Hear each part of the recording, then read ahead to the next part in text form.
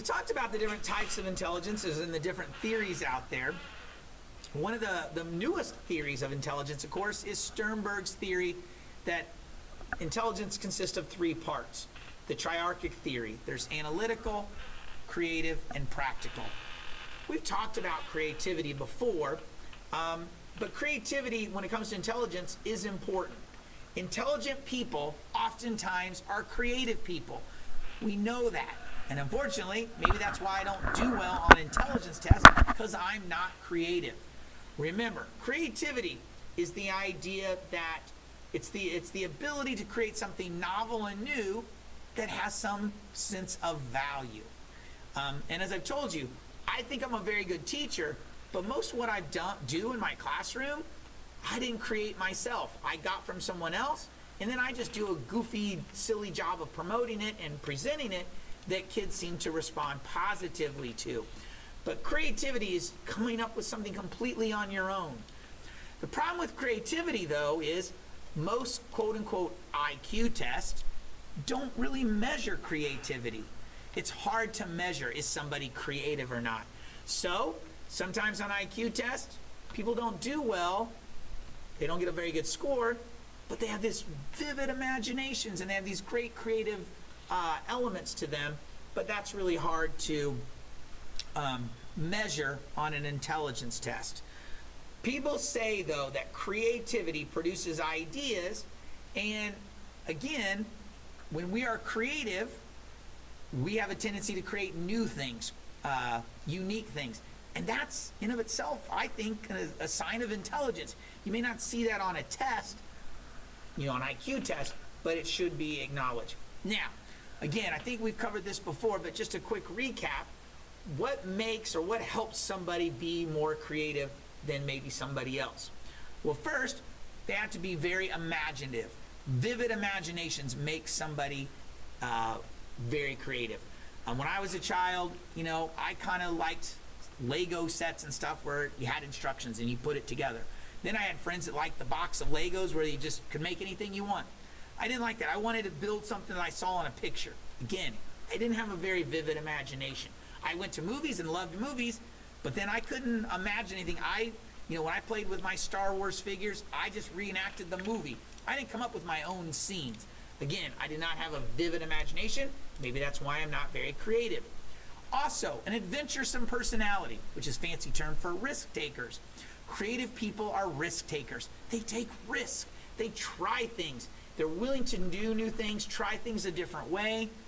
Again, that's not me. I like to follow the way things have always been done, very traditional, even in my learning, etc. Not much of a risk taker. They're intrinsically motivated. They're motivated because they like to do it themselves. I'm kind of intrinsically motivated. I like to think that I am, especially as a teacher. I like my job. I'm not doing it for the pay, but I'm not going to lie. Sometimes I get opportunities, and I do it because there's some sort of benefit. Maybe there's an extra bonus, or I get some free tickets to a game or something. So I'm willing to do something because there's some little carrot being waved. Creative people don't need that. They just like doing it for the sake of doing it. And then finally, they need a creative environment. Again, with my children, even though I want creative, when my kids were very little, we had very creative home. All kinds of toys, all kinds of books, all kinds of markers, paints, etc. We're always trying to put them in, take them out into the woods and let them explore and stuff. You need to be in an environment that stimulates a little. We had very creative home. All kinds of toys, all kinds of books, all kinds of markers, paints, etc. We're always trying to put them in, take them out into the woods and let them explore and stuff. You need to be in an environment that stimulates that kind of creative thought. And so that's important. So creativity goes hand in hand with intelligence, but there's another aspect of intelligence that people don't always talk about, and that is something called emotional intelligence. Emotional intelligence is simply the idea that some people have the ability to perceive and understand other people's emotions. It's kind of a gift, to be perfectly honest. Some people use emotions better, they perceive emotions better, etc. Now, not to be overly sexist, but to some degree, women traditionally have more emotional intelligence than men. Not always, but a lot of women just seem to be able to perceive things better. Good example of emotional intelligence. I might come home from my job teaching, and my daughter's sitting on the couch, and I'll walk into the house. She's sitting there on the couch watching TV, and I'll say, "Hey, how was your day?" "It's good." "Okay." And I go get a snack and go do something, okay? That's how it worked. 2 hours later, my wife will come home, walk in, ask our daughter the same thing. "Hey, how was your day?" And my daughter will go, "It was okay." And my wife will go, "Oh my God, what happened?" And my wife will run over, sit down on the couch, put her arms around her and say, "What happened? Something happened at school today? You know, did you have a fight with your boyfriend?" What? And I'm like, "What? You said the same." She said the same. Wait a minute. I said the same question and got said. How did you read that? My wife is able to perceive those emotions. She just has that kind of almost sixth sense for it. We call this emotional intelligence, this ability to perceive, understand, and use emotions better. Emotional intelligence doesn't mean women are more emotional. It simply means that oftentimes, and in most cases it's women, but not always, they just perceive it. It's almost that kind of more nurturing thing. They understand, they can see it. And we actually see this kind of in early babies too. Little boy babies, when they're born, kind of are looking all over the place. And this research has been done. They look all over the place when they're in, in the crib or whatever. Little girls, they zero in on your face. They're studying your face. So again, we see a little bit of that. So again, creativity is a big part of intelligence, and it needs to be, I think it needs to be somehow tested, even though it's nearly impossible to test. And we also need to acknowledge that emotional intelligence, the ability to read other people, is also an aspect of intelligence that doesn't get its fair due, that probably should.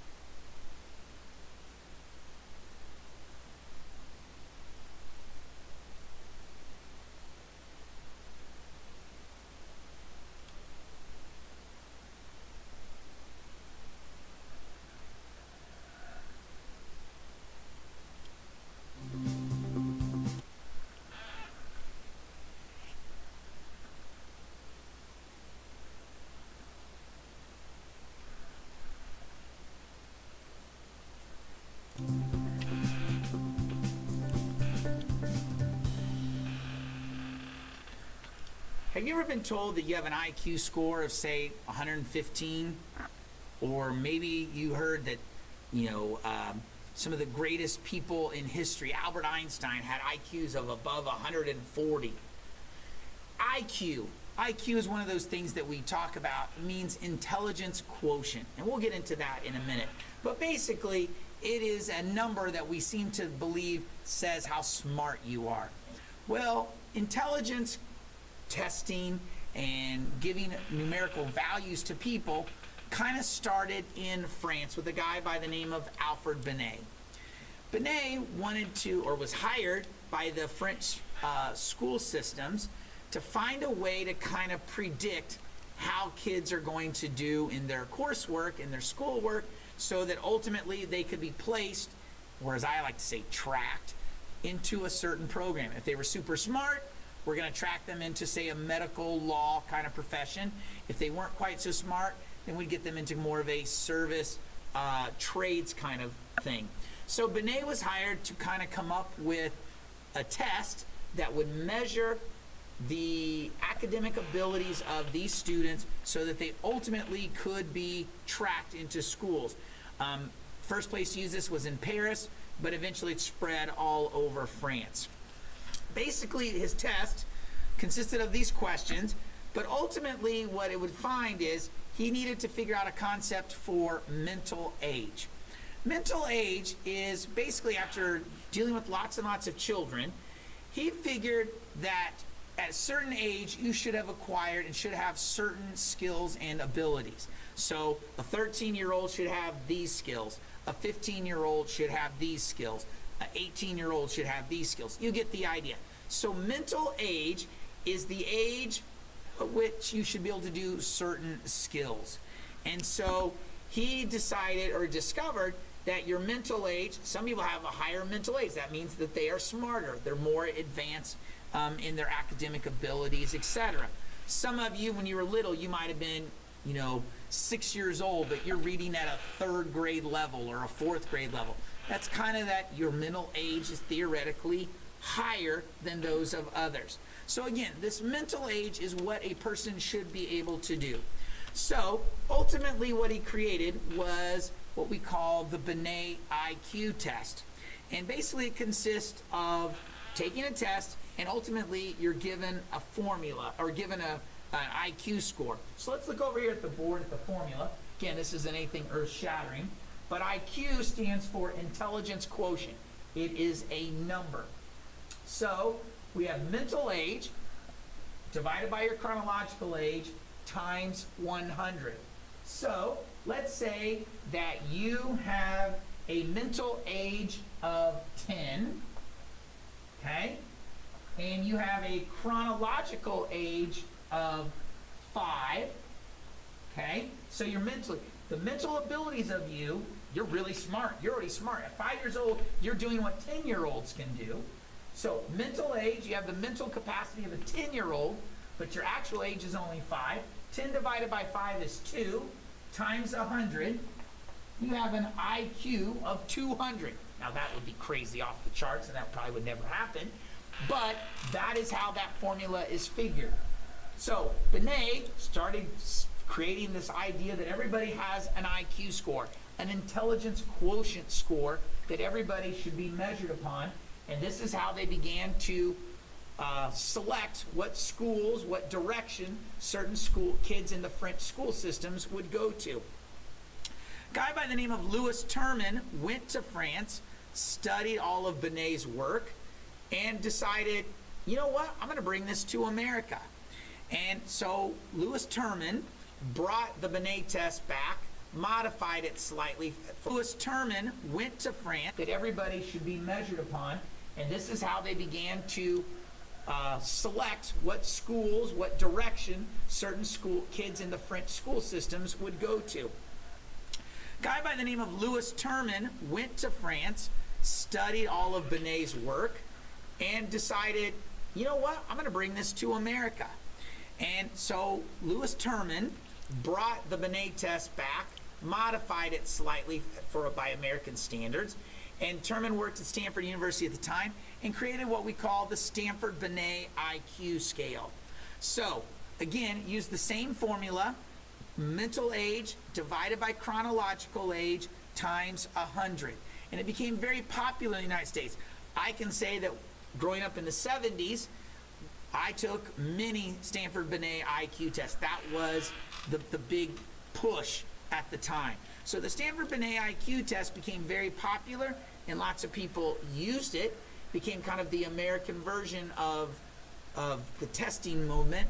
And all through the 70s and 80s, kids were given IQ scores. And so if you had this certain IQ score, you were considered smart, etc. So the beginnings of the testing movement began with Alfred Binet in France. Then they spread to the United States with Louis Terman and was renamed the Stanford Binet test, and remained popular for 20 or 30 years until more modern versions of testing began to emerge.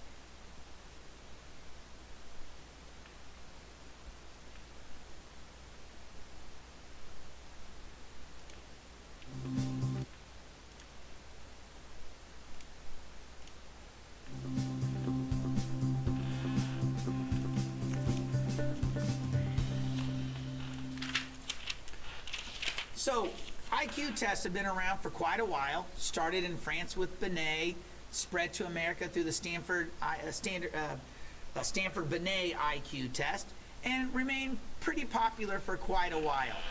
However, there's been a more modern push at trying to develop a test that is a little bit more, I don't want to say accurate, that may not be the right choice of words, but looks at more aspects of intelligence.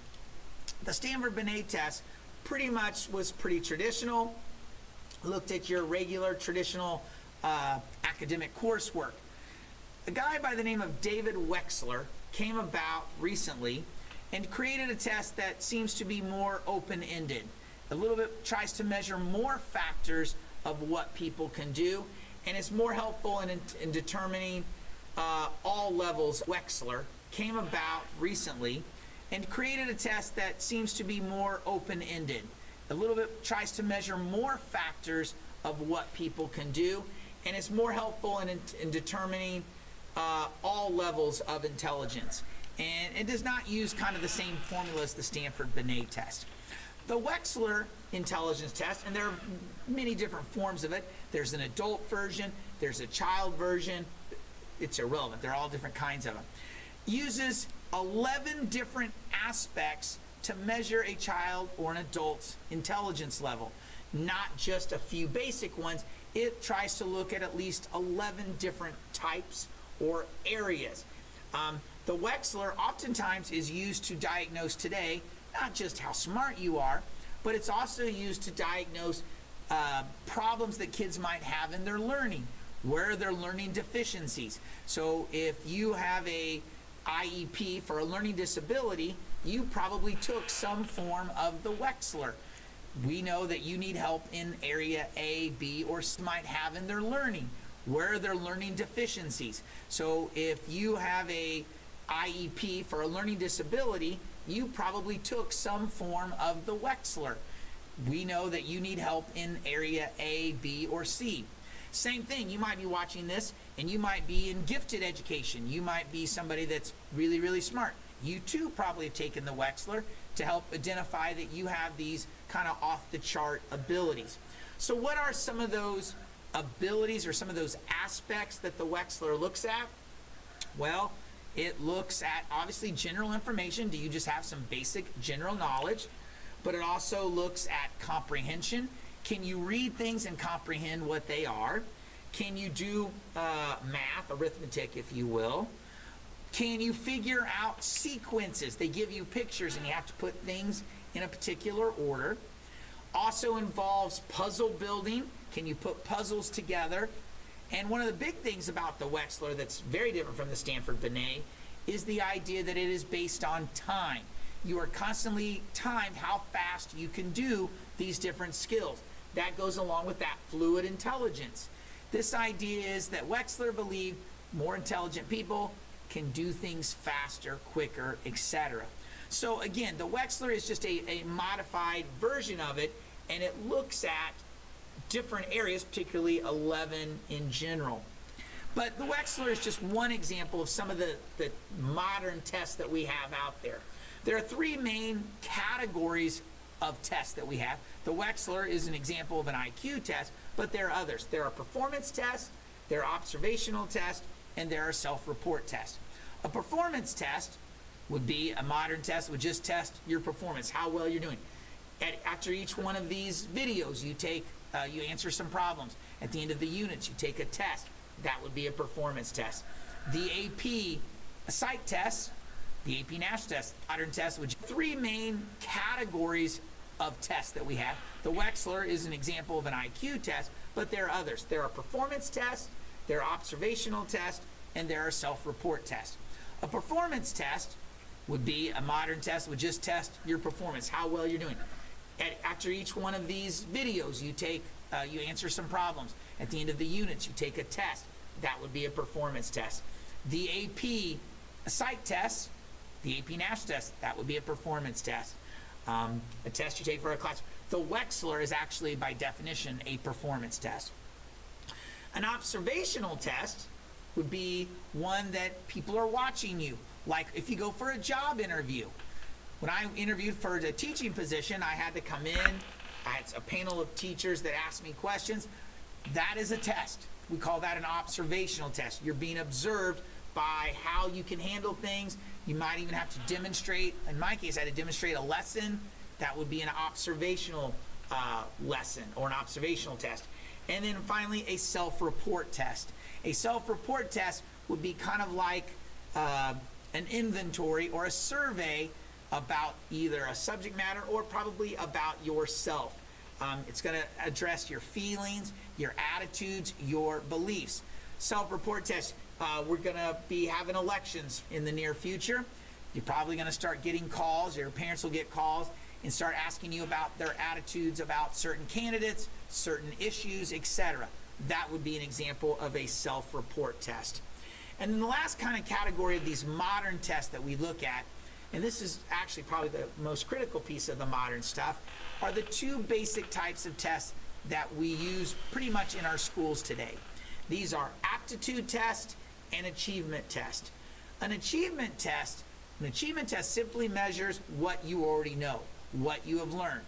So an example of that, of course, would be the AP National Psych test. Did you learn what you were supposed to about psychology? You take that test. That is an achievement test, what you have already learned. It measures what you've learned. An aptitude test measures your potential learning. How much can you potentially learn? A good example of that, and I don't really like this, is actually the SAT or the ACT. Now, technically, I guess you could say those tests are also achievement tests because they're measuring what you learn, but that's really not what they're about. The ACT and the SAT are aptitude tests because it measures your potential ability in college. How successful will you be in college? And as much as I hate those tests, they are a really good predictor of how well you'll do in college. If you have a very high ACT score, you will do very successful in college. If you have a mid-range ACT score, means you'll have to work in college, but you can still be successful. If you have a low ACT score, it means probably really, really going to struggle. You may not even be successful. Maybe with some help, maybe with some guidance, you can be successful, but makes it difficult. So the ACT is an aptitude test. It predicts how well you're going to do. In any case, we've gotten a long ways away from the old days of the Stanford-Binet test into the more modern kinds of tests, like the Wechsler, like an ACT, or like an observational test. There are just lots of more kinds of modern ways that we measure people's intelligence today.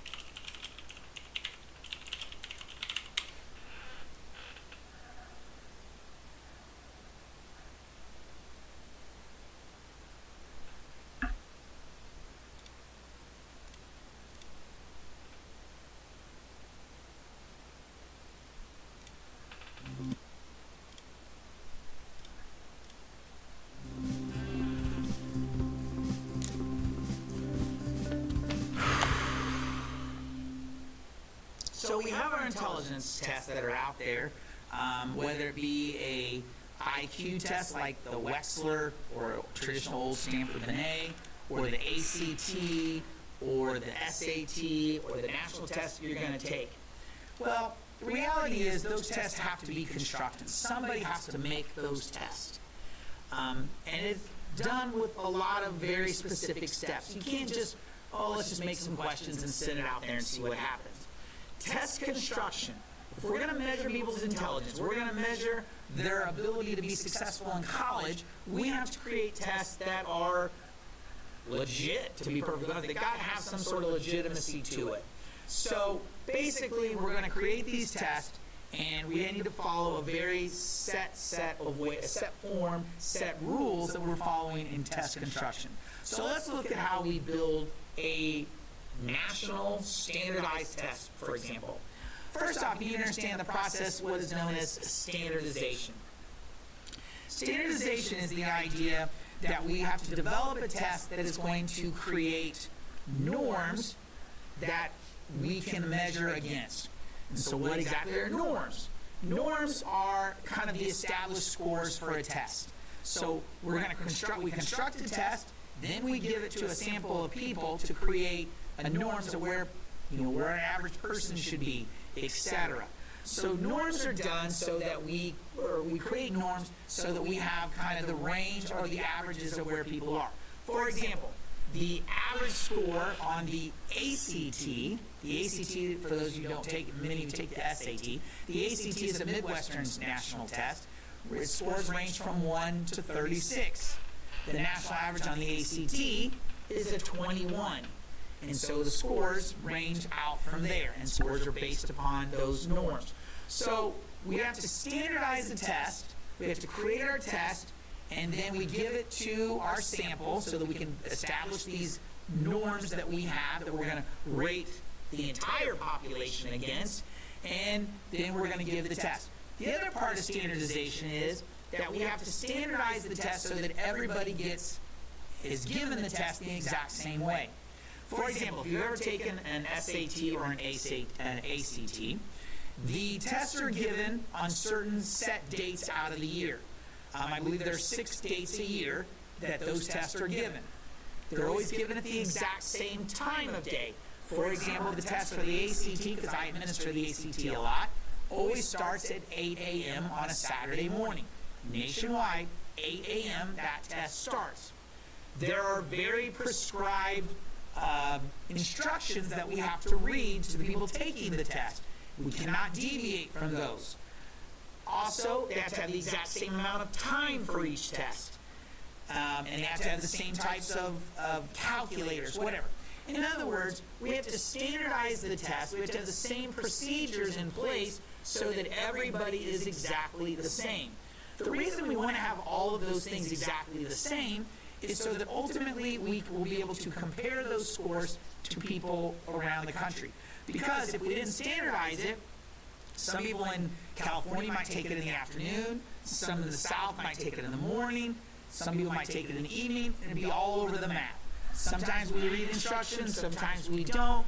That would mess some things up. So we have to standardize it. We have to administer the test exactly the same. And we have to give it to a representative sample using those exact same procedures so that the future test takers we can compare. So the future test takers we compare to each other, but we also compare them to that original standardized group that we gave it to that helped us establish norms. So when we construct a test, we have to have a sample group that takes it first to establish our norms, then we give it to everybody, and we follow standardized procedures. This is very critical that a test be given exactly the same way. When we give the test, ultimately we're going to get a distribution of scores. Okay? We call that distribution the bell curve. Oftentimes it's referred to as a normal curve. So we're going to use IQ to look at a bell curve example. So over here what we have is our bell curve example. This is the distribution of the scores, okay? And the mean goes right down the middle. Okay, you may remember this when we talked about research. This is the same thing. It's exactly the same. So we say that the average IQ score is 100. Okay? On the National Standardized Test, the average IQ score is 100. If we go out one standard deviation point, so that means going out one in each direction, okay? You may or may not remember this. 68% of all scores are going to be within one standard deviation point. If we go out one standard deviation point, scores go from 85 to 115. That means 68% of all of the population in the United States has an IQ score between 85 and 115. If we go out a second standard deviation point, and you may or may not remember the number, but it's 95%. Ooh, I didn't draw that very well. Oh well, you get the idea. You go out two standard deviation points, okay? 95% of all the scores, I should have drawn the line down here, I apologize, but you get the idea. 95% of all scores will be within two standard deviation points, okay? So, we go down to 85, so that means we go from 70 to 130. 95% of all people will be within that range. Okay, and we go out more, it gets smaller and smaller and smaller. But remember, the percentages that you need to know, 68%, one standard deviation point, 95% in two standard deviation points. But again, we make this bell curve, and we go out more, it gets smaller and smaller and smaller. But remember, the percentages that you need to know, 68%, one standard deviation point, 95% in two standard deviation points. But again, we make this bell curve is created based upon standard deviation so that we get the range of the scores. Then, because they're based on norms, we can create a bell curve. So, the average on the ACT, here in the Midwest, is a 21. You go out X number of standard, you go out one standard deviation point, 68% of the scores are going to fall within one standard deviation point, 95% will fall within two, etc. There are a couple other elements, though, when we standardize the test that we have to make sure that we keep in mind. First, a standardized national test has to be reliable. This is a key word in intelligence, reliability. Reliability is the idea that if you give the test again and again and again, you're going to get the same scores over and over again. In other words, the test is reliable. You're going to get consistent results again and again and again. There are two major ways in which we carry out reliability. Test-retest reliability and split-half reliability. Test-retest is simply the idea we give a test, wait a month, give that same test again, wait another month, give the test again. The scores should be reasonably the same. That shows that the test is in fact reliable. The scores are consistent. Another way we can test, because we normally don't have time for that, plus a kid would obviously learn the test if we keep giving the same kids the test, is something we call split-half reliability. Split-half reliability, a couple of different ways, but the most common way to do split-half reliability, say you have 100 multiple choice questions, we take the odds, score those, take the evens and score those. If the scores of the odds versus the evens are pretty similar, we say in fact that the test is reliable. It is consistent. If they're getting 70% of the odds and only 30% of the evens, that's not a very good test. It means that there is not any consistency to the test. So we call that split-half reliability. In any case, the idea of reliability is how consistent is the test consistent over time. The other aspect that we need to make sure we have on a standardized test is the test valid? Validity means, does it measure what it is supposed to? So, if on a AP Psych national test in May, you sit down, you go to take the test, and the first question is, what is the derivative of 3x squared? You're like, wait a minute, this is the AP Psych test. This isn't calculus. Then that test would not be valid. Validity means it measures what it is intended to measure, what it is supposed. So the AP Psych test should measure psychological terminology, vocabulary, etc. Two main ways in which we check validity content validity and predictive validity. Content validity is simply look at the test, does it measure what it's supposed to? If it does, then we say it has content validity. The other way is predictive validity. In other words, does the test predict some future behavior? The AP Psych National Test has great predictive validity. In other words, it predicts how well you would do in an entry-level college psych class.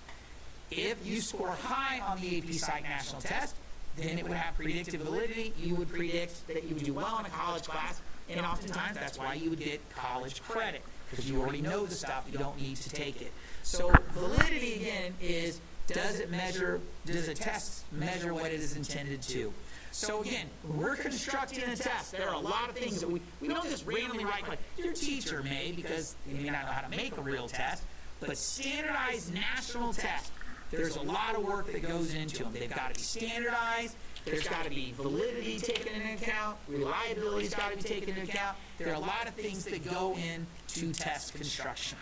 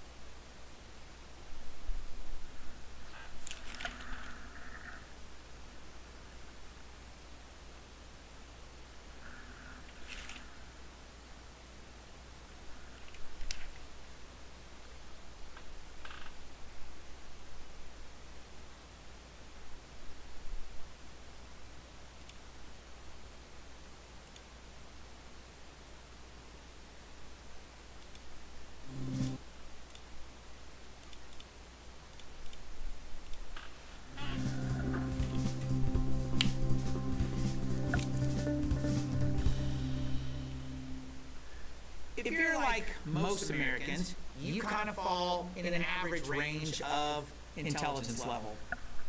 If you have average intelligence, your average IQ score is probably somewhere around 100. Most Americans fall in that. Maybe some of you are a little bit higher, some of you are a little bit lower. But most of you have, average intelligence.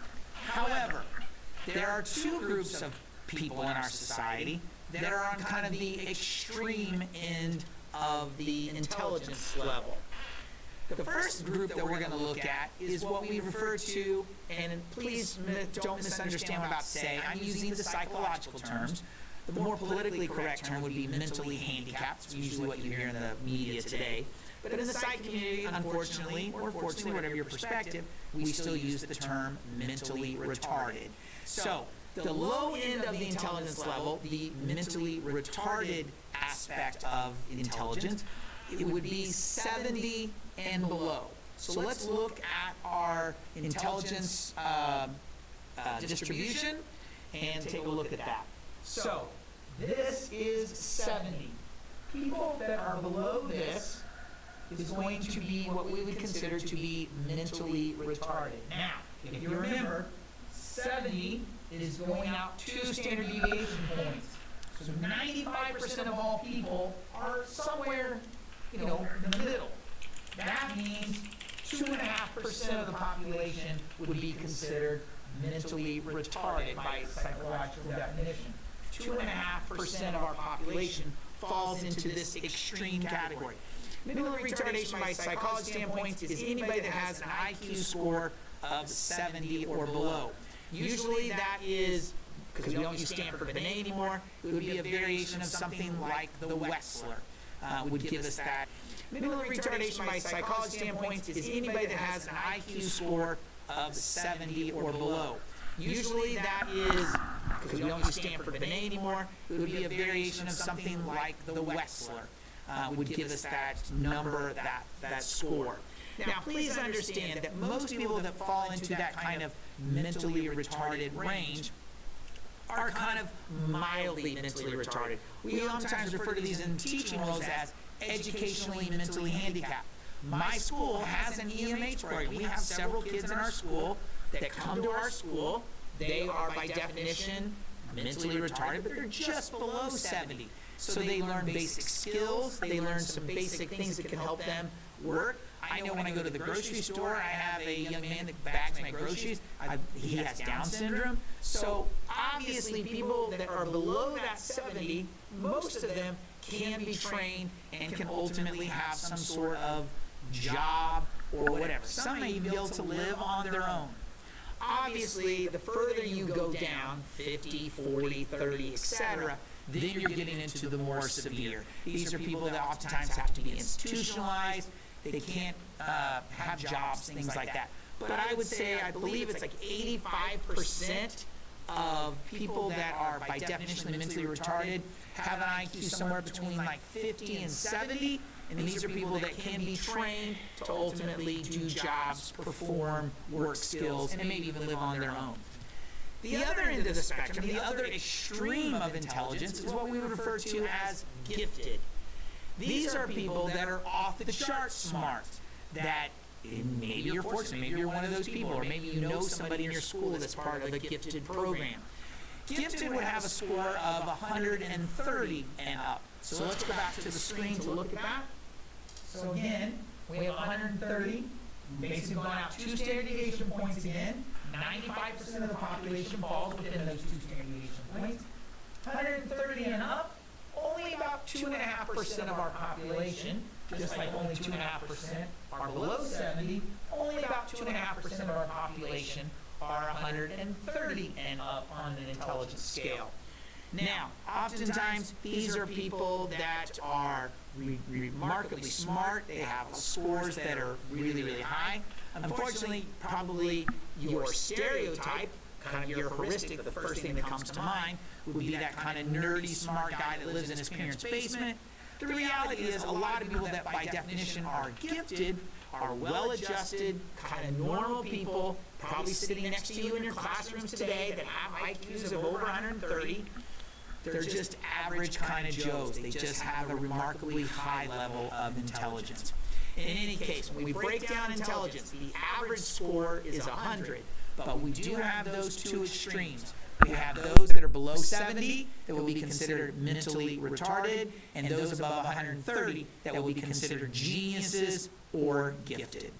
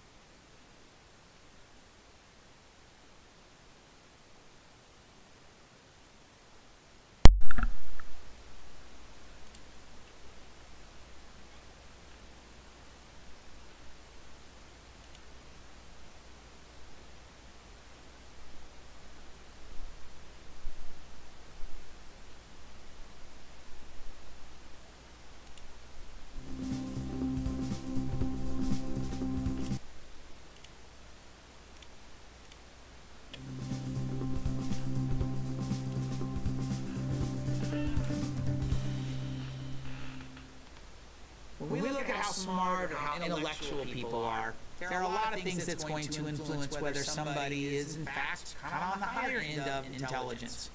And unfortunately, there are some very different ranges depending on sex, ethnicity, etc.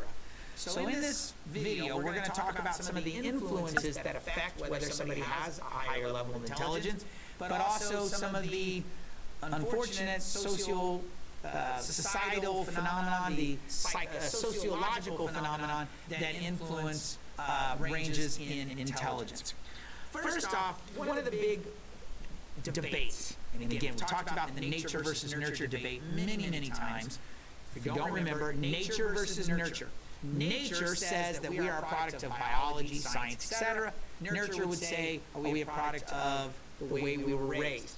that great debate. Probably it rages in just about everything in psychology, but intelligence is one of the greatest debates. Are people that are intelligent because they got some sort of, they won the biological lottery and they got all these great genes? Or did their parents raise them in some way to be remarkably intelligent? There are actually research studies to support, obviously, both sides. Let's look at the biological side first. Again, the nature side would say you got all your genes and you are who you are because of genetics. Basically, again, back to twin studies that have been done. Basically, when identical twins are raised together, identical twins, remember they came from one egg, raised together, are raised in the same household, they have an 80% or higher chance of having very similar intelligence scores. If identical twins are raised apart, research tells us that they still have above 70% chance of having IQ scores that are going to be similar. Now, fraternal twins, remember fraternal twins are twins that come from two eggs, just happen to be born at the same time. If they are raised together, their chances are about 60% that they will have similar IQs. If they are then raised apart, or siblings are just simply raised apart because of separations, divorce, whatever, could be only around 50%.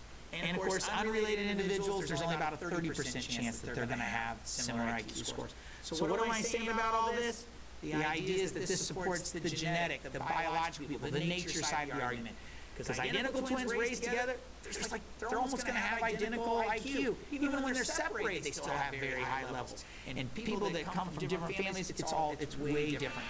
So this supports this idea from a biological standpoint that genetics has a very high probability in influencing your intelligence level.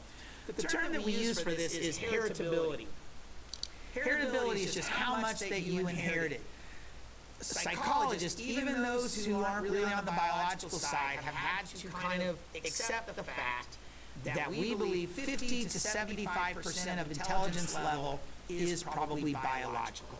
It is, you inherited certain factors, you got lucky, etc. Smart people come from smart people, and dumb people vice versa. But you notice it can go anywhere from 50 to 75. 75, yes. 50, you're getting a little bit questionable. So it kind of differs from person to person. I believe that biology does play a role, but I also believe that there has to be some environmental influence as well. Some studies have been done on environmental factors, and basically what they wanted to do is to see what would happen if we put people in these kind of different environments. So again, back to our twin studies. If we have twins that are identical, and they're somehow separated at birth, because of who knows what situation, and one is raised in an environment that is very nurturing, that promotes intellect, versus one that does not, their intellectual, their IQ scores are going to be far apart, but traditionally that person that was raised in that more academic, intellectual environment is going to be higher. I kind of like to use it as the idea is you take a package of seeds from the store, flower seeds, and you have a plant that has really terrible dirt, and it doesn't get watered very much, and you pour the seeds in, and you pour the seeds in a pot that has really good rich nutrients. Well, sure, the one that has the rich nutrients, it's going to grow better. So there's no doubt that environmental factors also kick in as well. Some of those specific environmental factors that we look at, early intervention. It is important that children get held, they get loved, they get attention, they get things to deal with when they're very young, because that's going to foster intellect. There have been studies done on orphanage, particularly in Eastern Europe, like say Romania, where there are hundreds and hundreds of orphans in the same orphanage, and those kids rarely ever get picked up or held or get any attention. Those kids' intellectual scores, their IQ scores, are oftentimes significantly lower than those kids that are in situations where they're getting love and attention, etc. It's very, very important that children, especially in an early age, get love, get attention, get that kind of nourishment that they need so that their intellect and their IQ can flourish. Another environmental factor that's going to affect is schooling. The schools that you go to, the environments that you have. I'm fortunate that I teach in a very suburban high school. We have all the resources in the world. Every kid in my school has a computer on their desk. They have a Mac on their desk. Very, very fortunate. Not all kids have that luxury. Some kids are in schools that don't have good teachers. It's run down. They don't have the resources, the funding that they need, and therefore the schooling probably isn't nearly as good. Same token, kids that get an early jump, come from families of wealth, that can send them to schools that can, to preschools and daycare centers that can encourage that.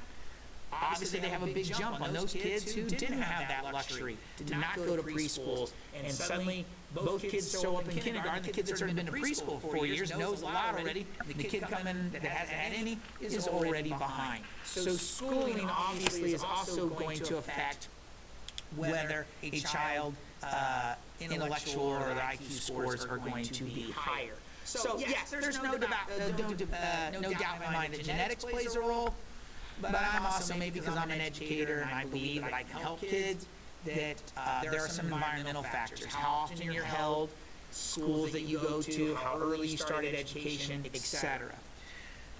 There are some gender differences that we see in IQ as well. First, let me say this, though. There is no statistical number that says one sex is smarter than the other. Boys aren't smarter than girls. Girls aren't smarter than boys. What we do see, though, is their abilities.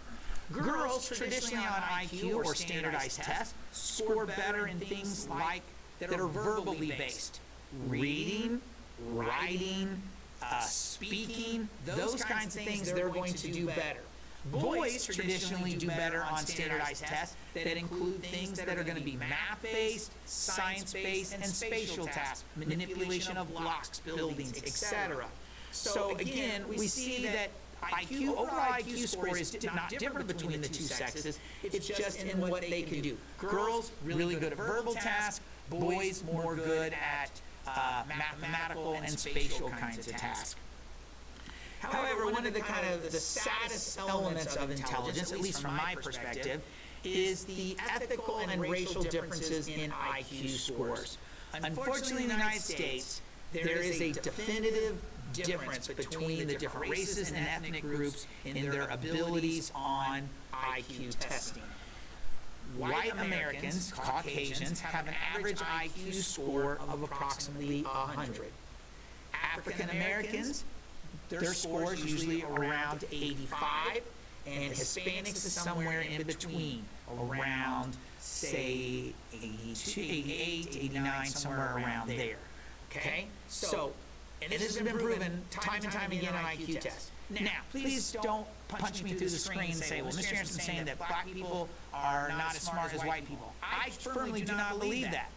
What I believe is the tests themselves, a couple of things. Either A, the tests themselves are biased towards Caucasian culture, or what I really believe is that the educational opportunities for most Caucasians in this country are higher than in a lot of our African American and minority communities. In other words, we fund our schools better in suburban Caucasian communities than we do in our urban communities. And I don't believe that either one race or another is smarter than the other. It's just the opportunities that have come about. If you take those African Americans and drop them into white, affluent neighborhoods at birth, they will be just as successful as their white counterparts. It's just a matter, unfortunately, of wealth and opportunity. White families, particularly in the suburbs, have the ability to take their kids on trips, go to museums, travel the world. Oftentimes, people from urban neighborhoods don't have that. They're just trying to feed and to take care of their children. They don't have those opportunities to send them to preschools or to travel or those kinds of things. So again, please don't say that I believe that one race is smarter than the other, but statistically on IQ tests, whites score higher than their minority counterparts. In any case, the differences and the influences on intelligence have been studied at great length. I believe that our divide, our academic divide and our races is narrowing, and we've still got some work to do, but in any case, there are things, both biologically and environmentally, that influence intelligence, And unfortunately, we still have some differences between our races and even our sexes to some degree.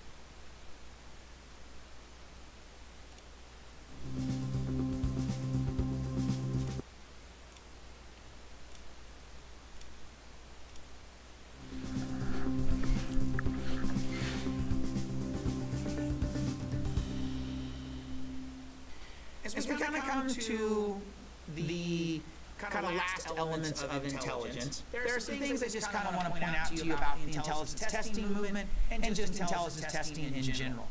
First is something called the Flynn effect. The Flynn effect is a statistical phenomenon that says that over the course of, say, the last 100 years, intelligence scores actually have been steadily rising. For example, the IQ in the early 1900s was around 75. And then recently it's up to average score of 100. So over the course of 100 years, almost, we have basically risen 25 points. So, as an educator, I love this fact because I say, look, see, we're not as dumb as everybody thinks we are. So my question to you is, what has caused us, our IQ scores, to increase over the last 100 years? Think to yourself, what are some of those things? Well, technology, obviously, that is a big push. Heck, you're sitting here at a computer, doing your education via computer screen. That's a big thing. The amount of people that go to school. In the early 1900s, not everybody even finished school. Today, the expectation is that most kids finish high school at least, some go on to college, etc. There's a greater push for that. So there are a lot of factors that have influenced why we are in fact theoretically more intelligent. Some people say it's just to test themselves. The tests are easier. I don't know. But in any case, the Flynn effect is a statistical phenomenon that has shown us that over the course of the last 100 years, IQ scores actually are on the rise. And as a public school teacher, I'm like, yay, that's good for me. So again, the Flynn effect is this idea that scores have traditionally gone up. And then the last aspect of intelligence that I really want to briefly mention, and it's very short and sweet, is something about test bias. We don't have quite the push on test bias that we once did, but as we talked about earlier, there are different scores based upon race, gender, etc. And some people believe, some minority groups, some sexes, women, etc., believe that traditional national standardized IQ tests are created for basically white men. And therefore the tests are biased, and therefore white men score better than minorities, than women. Although statistically men and women there isn't much difference, it's just more in their abilities. But anyway, some of this test bias is that the tests are biased towards certain cultures. The passages that are read and have to be analyzed or whatever are oftentimes, or at least used to be, very kind of Caucasian-based passages and things like that. So a lot of people have said that the reason African Americans' IQ scores were lower, or that Hispanic scores were lower, or whatever the case may be, was because of this bias. There was a push in the early 70s to make tests that were more culturally acceptable, if you will. There was African American educators who made tests that were written and geared more towards African American culture. There was tests that were written more for Asian American culture. But a lot of people said, this really isn't the solution. We need to make a more generalized test that's just more inclusive. And over the last 30 or 40 years, we've done a much better job of trying to incorporate and to make our test much more inclusive, and you don't hear quite the bias push that we once did in the past. But there is one thing that still exists kind of when it comes to test bias, and that is what's called the stereotype threat. The stereotype threat, and I'm just going to read the definition verbatim here, is a self-confirming concern that one will be evaluated based on a negative stereotype. In other words, if you're going in to take a test and you believe that you're already going to be judged because you're a woman, or because you are African American, or because you come from a lower socioeconomic class, therefore you're going to probably perform a little bit lower than you normally would. Your expectations are, I'm already being judged badly. They already believe that I'm not as smart or whatever, and so you may perform differently, you may perform badly or whatever. So the stereotype threat is something that we're trying to deal with to try to encourage kids. Everybody can be successful. Everybody can do well. Don't go into the test thinking that the test is going to be biased towards you. Think that you're going to be successful. We don't want kids to go into a test thinking, well, I'm going to be judged because I'm black or because I'm a woman or whatever. So again, we're trying to alleviate that stereotype threat. In any case, over the course of time, we've seen a lot of trends in the testing movement. One of the most positive one, of course, is the Flynn effect. The idea that test scores have begun to steadily rise. Fortunately, we've also seen this idea where we begin to clean up our tests and to make them more open and inclusive to everybody that is trying to take them.